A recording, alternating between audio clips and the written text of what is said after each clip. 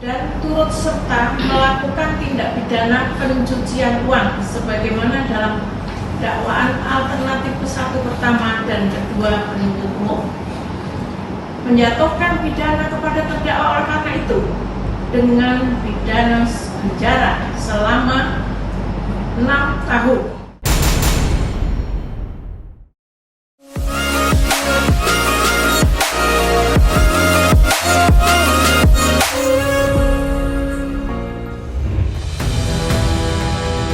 Mengejutkan, pengajuan banding Nikita Mirzani terkait dugaan pemerasan dan TPPU ditolak Pengadilan Tinggi. Majelis Hakim Pengadilan Tinggi menyatakan bahwa terdakwa terbukti secara sah dan meyakinkan turut serta melakukan perbuatan sengaja dan tanpa hak dalam mendistribusikan atau mentransmisikan informasi elektronik dengan tujuan menguntungkan diri sendiri atau pihak lain secara melawan hukum, serta terbukti melakukan tindak pidana pencucian uang sebagaimana dakwaan penuntut umum. Putusan ini diucapkan dalam sidang terbuka pada Selasa 9 Desember 2025 hari ini. 1. Menyatakan terdakwa Nikita Mirzani tersebut di atas terbukti secara sah dan meyakinkan bersalah melakukan tindak pidana turut serta melakukan perbuatan dengan sengaja dan tanpa hak mendistribusikan dan atau mentransmisikan informasi elektronik dan atau dokumen elektronik dengan maksud untuk menguntungkan diri sendiri atau orang lain secara melawan hukum dengan ancaman pencemaran atau dengan ancaman akan membuka rahasia, memaksa orang supaya memberikan suatu barang yang sebagian atau seluruhnya milik orang tersebut atau milik orang lain, dan turut serta melakukan tindak pidana pencucian uang sebagaimana dalam dakwaan alternatif ke-1 pertama dan kedua penuntut umum, menjatuhkan pidana kepada terdakwa oleh karena itu dengan pidana penjara selama 6 tahun, pidana denda sejumlah 1 miliar rupiah dengan ketentuan apabila pidana denda tersebut tidak dibayar diganti dengan pidana kurungan selama 3 bulan. Putusan banding ini mengubah putusan Pengadilan Negeri Jakarta Selatan yang sebelumnya hanya menyatakan unsur pelanggaran Undang-Undang ITE terbukti. Pada tingkat banding, majelis menilai 2 dakwaan. Pemerasan melalui sarana elektronik dan TPPU terpenuhi seluruhnya. Majelis menjatuhkan pidana penjara 6 tahun penjara serta denda 1 miliar rupiah dengan ketentuan apabila denda tidak dibayarkan diganti kurungan 3 bulan. Adapun total pidana akan dikurangi masa tahanan yang telah dijalani oleh terdakwa. Namun begitu, pihak terdakwa dan penuntut umum masih diberi hak mengajukan upaya hukum kasasi dalam jangka waktu 14 hari sejak putusan diucapkan. Menetapkan masa penangkapan dan penahanan yang telah dijalani terdakwa dikurangkan seluruhnya dari pidana yang dijatuhkan. 4. Menetapkan terdakwa tetap ditahan.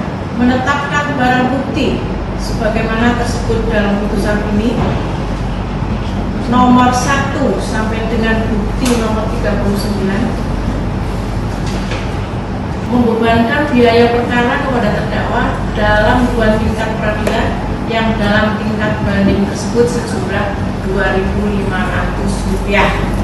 Demikian diputuskan dalam rapat musyawarah Majelis Hakim Pengadilan Tinggi pada Selasa tanggal 2 Desember 2025 oleh Sri Andini sebagai Hakim Ketua, H. Budi Susilo dan Elita Raskinting sebagai Hakim Anggota, dan putusan tersebut diucapkan pada hari ini dalam persidangan yang terbuka untuk umum tanggal 9 Desember 2025 oleh Ketua Majelis tersebut dan dihadiri Hakim Anggota serta dibantu oleh panitia pengganti Widya Koresha.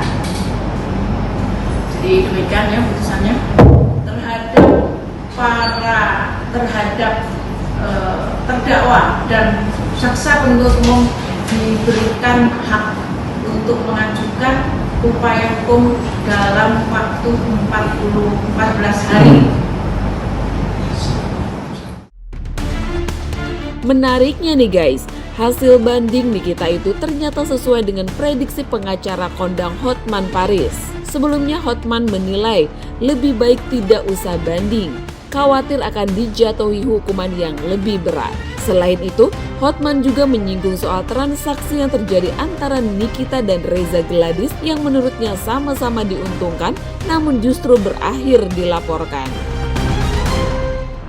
Instagram ngomongin soal Nikita Mirzani yang dia melaporkan bebas untuk hijab. Saya tidak bisa dalam posisi untuk menyatakan Nikita bebas atau tidak. Yang saya hanya bahas tentang secara normatif, ya, secara normatif. Apakah benar ada uang yang diserahkan oleh si pelapor kepada si terdakwa? Apakah dengan menyerahkan uang itu si pelapor, si korban merasa puas? Ya, merasa puas, ya, ya, kalau yang sudah merasa puas kenapa lapor polisi? Itu pertanyaannya, ya. Jadi kalau benar ya, uang itu diserahkan karena si terdakwa mengetahui ada cacat hukum dari produknya dia, dan kalau benar si pelapor mengatakan jangan dong dibuka, dan untuk itu kalau benar si pelapor kasih uang, ya berarti untung sama untung dong. Kalau untung, ya kenapa jadi pelapor? Kalau pelapor itu kan namanya korban. Ya kalau dia happy, ya produknya lancar, dan tentu ada imbalannya, ya happy sama happy. Kalau pencucian uang itu artinya adalah tindak pidana lanjutan. Kamu mencuri ayam, itu tindak pidana induk. Ya, kamu mencuri ayam, itu tindak pidana induk. Terus hasil uangnya kamu pakai bisnis laundry, ya, yang mencuci bisnis laundry itu adalah tindak pidana pencucian uang. Itu memang semua tindak pidana bisa. Jadi tindak pidana pencucian uang itu adalah mempergunakan uang hasil tindak pidana pokok. Jadi nggak?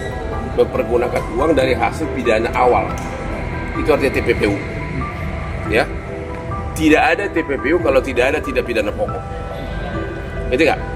Jadi kau misalnya korupsi, ya, makanya hampir semua perkara korupsi ada TPPU-nya, karena jumlahnya kan besar kan. Kau misalnya korupsi, itu tindak pidana induk korupsi, TPPU-nya ya itu tadi, mungkin dia uangnya dipakai untuk bisnis diskotik atau bisnis apa, itu dia TPPU-nya di situ. Jadi harta yang dibeli dari pencucian, dari korupsi itu adalah TPPU-nya. Dulu begini. Nah, kau punya kelemahan kan? Makanya kamu suruh aku untuk tidak bocorin. Berarti ini pas dong, ya kan? Berarti kau bukan korban. Kenapa?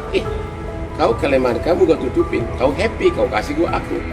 Ya kalau kau impas tidak rugi, malah gua lindungin kamu, kok jadi pelapor? Gitu caranya harusnya, ya kan? Harusnya fokus ke sana, fokus tingkatnya itu di mana satu-satu rakyat, ya. Agar kalaupun misalnya di tingkat pertama kalah, masih ada banding kasasi PK, masih ada. Yang paling penting itu sekarang, gitu loh. Fokus semua, kumpulkan semua dia punya produk yang ini begini, yang ini begini, yang ini begini, yang ini katanya bikin Hotman kok malah makin coklat gitu. Sementara itu, peramal tarot yang menyoroti kasus Nikita juga melihat bahwa pengajuan banding tidak cukup menguntungkan bagi sang artis. Bahkan menyebut banding bukan keinginan hati Nikita. Sekarang kita akan lihat seperti apa kartu yang keluar atau simbol yang keluar dengan pengajuan banding Niki.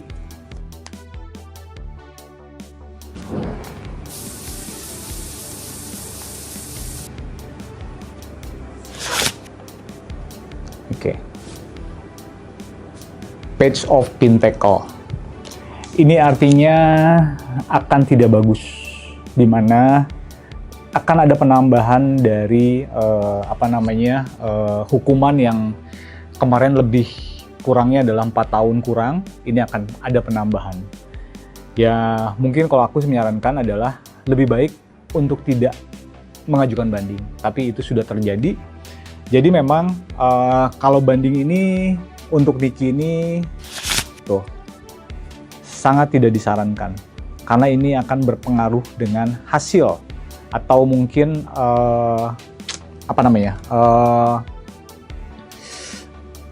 hasil keputusan dari hakim kemarin. Yang tadi harusnya 4 tahun, ini akan nambah 2 tahun. Ini menurut prediksi aku, dia akan nambah 2 tahun.